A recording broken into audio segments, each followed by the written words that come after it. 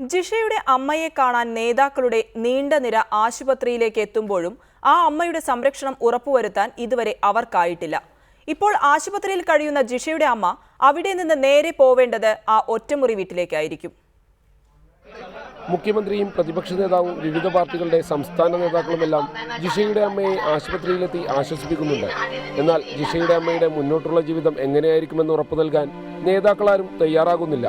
ജിഷ കൊല ചെയ്യപ്പെട്ട തൊട്ടടുത്ത ദിവസം തന്നെയാണ് അമ്മ രാജേശ്വരിയെ മാനസിക പിരിമുറുക്കത്തെ തുടർന്ന് ആശുപത്രിയിൽ പ്രവേശിപ്പിച്ചത്. ആശുപത്രിയിൽ നിന്നും ഡിസ്ചാർജ് ചെയ്താൽ രാജേശ്വരി പോകേണ്ടി വരുന്നത് കുറുപ്പുംപടിയിലെ ഒറ്റമുറി വീട്ടിലേക്കാണ്. ജിഷയുടെ സഹോദരി ദീപയ്ക്ക് സ്വന്തമായി വീടോ ജോലിയോ ഇല്ലാത്തതുകൊണ്ട് ദീപയും ഇവരോടൊപ്പം ഈ വീട്ടിൽ താമസിക്കേണ്ടി വരും. യാതൊരു അടച്ചുറപ്പുമില്ലാത്ത ഈ വീട്ടിൽ രാജേശ്വരിയും മകളും ഇനിയും കഴിയേണ്ടി വന്നാൽ അത് മറ്റൊരു ദുരന്തത്തിന് വഴിയൊരുക്കും.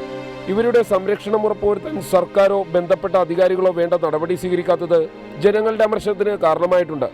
ജിഷയുടെ അമ്മയെ വിവിധ പാർട്ടികളുടെ നേതാക്കളും സർക്കാർ ഉദ്യോഗസ്ഥരും പെരുമ്പാവൂരിലെ ഈ സർക്കാർ ആശുപത്രിയിലെത്തി നേരിൽ കണ്ട് ആശ്വസിപ്പിക്കുന്നുണ്ട്.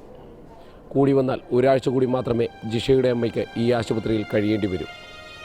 അത് കഴിഞ്ഞാൽ ജിഷയുടെ സഹോദരി ദീപയുമായി അടച്ചുറപ്പില്ലാത്ത ആ ഒറ്റമുറി വീട്ടിലേക്കാണോ രാജേശ്വരി അമ്മയ്ക്ക് പോകേണ്ടി വരിക? ഇതിനുത്തരം പറയേണ്ടത് ബന്ധപ്പെട്ട അധികാരികളാണ്. ക്യാമറമാൻ ഷമീർ പി ബിയോടൊപ്പം സഹിൻ ആന്റണി, റിപ്പോർട്ടർ, കൊച്ചി.